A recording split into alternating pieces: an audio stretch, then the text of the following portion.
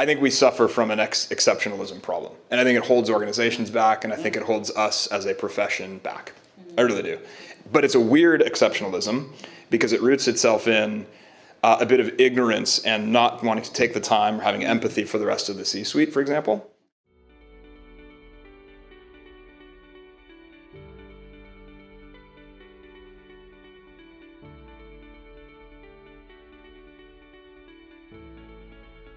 Okay, so that sets us up nicely for the next question. See what I did there? And thank you. I think what we were talking about a lot there, particularly the working with non-technology colleagues, right? Technology is definitely becoming more and more core. We saw a lot of acceleration during the pandemic where people needed to use more technology.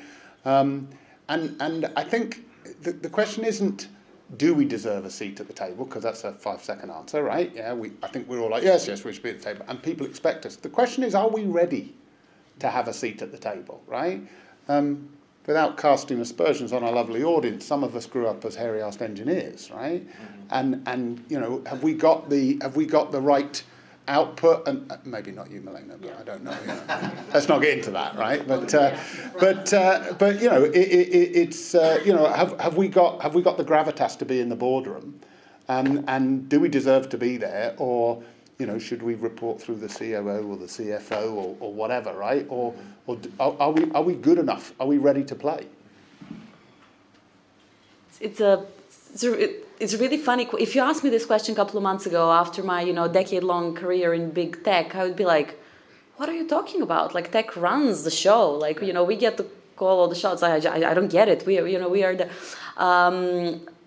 having now moved to a more, I guess, commercially driven company. Company doesn't have gazillion% margins, but more reasonable ones. It's I do understand the question now, so I get it.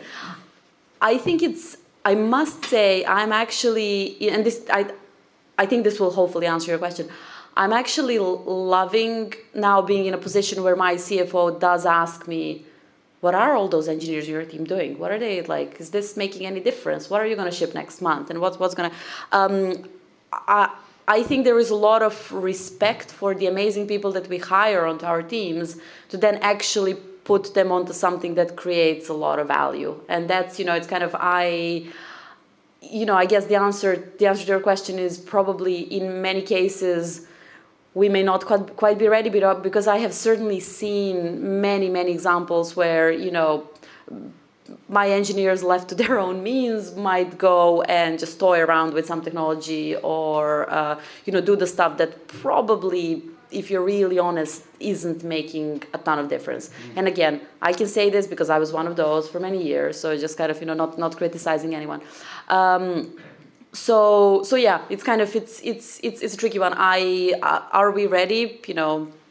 Some of us are ready. Some of us, I'm sure there are fantastic technical leaders that can, that can have that seat at the table and really kind of earn it and really make a difference for the business. I think there are also a lot of technical leaders who may not quite enjoy that responsibility at all, who just kind of, whose joy and motivation comes from actually, exploring and, kind of playing with technology, making a difference for the customer, even if it's not the most commercially optimized solution and kind of all that.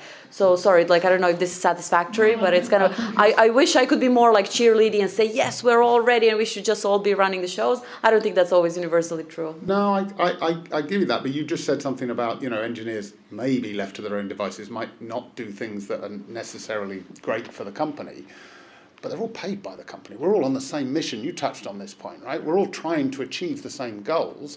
And we've all got engineers who work for us who are like, don't just tell me what to do, tell me why I'm doing it, right? And they really want to know the mission that they're on and why they're doing that sort of thing. So they want that. And then you say, and now can you turn up and explain to us what you're doing? And they're like, not me, mate. I can't, no, just trust it's magic, sort of thing. How are you tackling that sort of thing, Tom?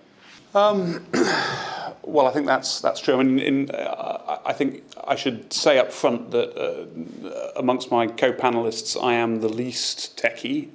So, although I've been in software engineering my entire career, my background is degree in business. I got into it through realising quite how difficult it was to solve those problems that that came out of the heads of the business people. That's how I kind of got into it and have love it from that point of view. But are we ready for it? So as a group of people ready? I think it's the things that are often that could be missing. I mean, the three things, is a little bit of humility and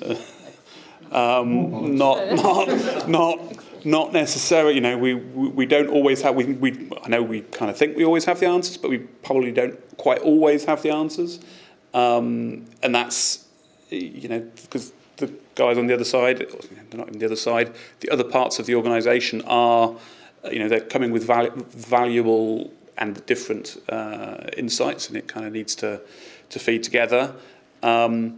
Empathy as a result, again, not necessarily classically in the kit bag, in spades, and something that needs to be worked at, I think, as people, and there's some people want to do that more and some less for sure. But then the other side actually is backbone, and I think that interestingly,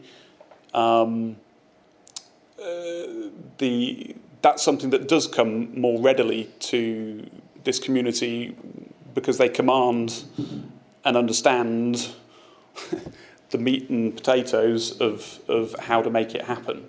And so backbone on its own is no good because you're not going to get there, but backbone with empathy and humility, that's what it takes, I think, to play that well. And you've got to have one of those translation machines to do the tech to English thing, right? Is that, For sure. Yeah. So I'll I think no, I think I'm gonna include leadership, tech leadership here only, because I think it's above their remit as an engineer to have to deal with these sorts of problems. But sure. I think we suffer from an exceptionalism problem, and I think it holds organizations back, and I think it holds us as a profession back. I really do. But it's a weird exceptionalism because it roots itself in a bit of ignorance and not wanting to take the time or having empathy for the rest of the C-suite, for example. And that definitely limits you as an individual leader. It limits the leadership team, and it limits the company. So it's kind of this strange thing. Like, let me put it this way. You think it like a marketing event, like a marketing talk with marketing executives. They're like, should we have a seat at the leadership table? They don't ask that question, right? They don't, right? Because they've found like a medium to express their leadership and their value to the company. And for whatever reason, tech's not new anymore, people. Like, we should be able to explain the value and should be able to just have the seat at the table and not be like questioning whether or not we should, right? So I think there's definitely this element of like this dichotomy of exceptionalism, but actually lack of confidence that we can be valuable to the business.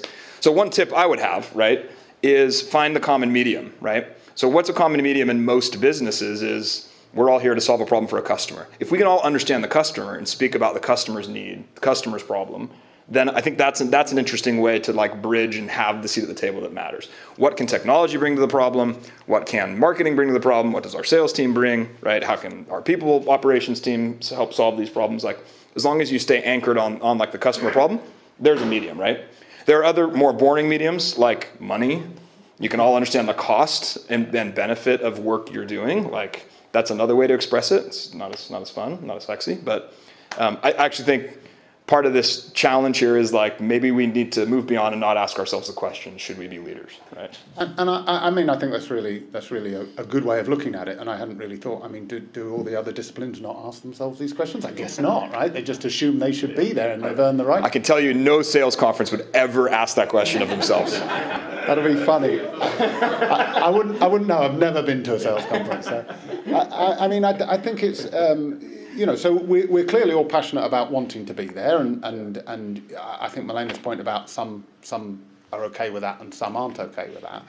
I mean, I think that I've got a bit of a view that I actually, depends what kind of company you are, but if you're one of these companies who are saying, we're a technology company first and we just happen to sell wine, I'm not sure my company quite says that, but sometimes we feel like that, right? I want the other people around the board to know a bit about technology. I want them to trust me and my team to deliver technology, but I want them to be a bit invested as well. And so, yeah, I've got to be able to speak their language, but I want them to meet me halfway. Is that unreasonable? No, not at all. It goes both directions, of course. Yeah. Not the sales guys, obviously. No, and we no, exactly. Well, but we sit, yeah. Well, even them, right? We sit on the gravity has shifted, right? So they sort of need to come even further, right?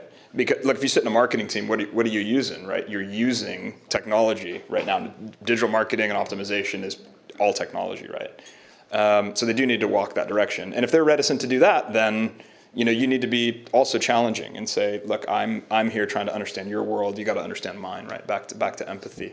So absolutely, I think it's a two-way street. I just think that we suffer for whatever reason a bit more from this. Like we maybe the patience wanes more quickly with technology leaders than it does other leaders. I don't know. Okay. Yeah. Let's do a quick show of hands. Who thinks they're at the table? You're technologists. Who thinks you're at the table? Oh, that's pitiful, guys. Come on. Who thinks that's wrong? That if you're not at the table, do you think that's wrong? Right. Meaning you should be at the table. Yeah. So tell them David said. Okay, go back tomorrow to work and say I demand to be at the table. Just send them to see me. I'll back you up. Don't worry. It'll be good.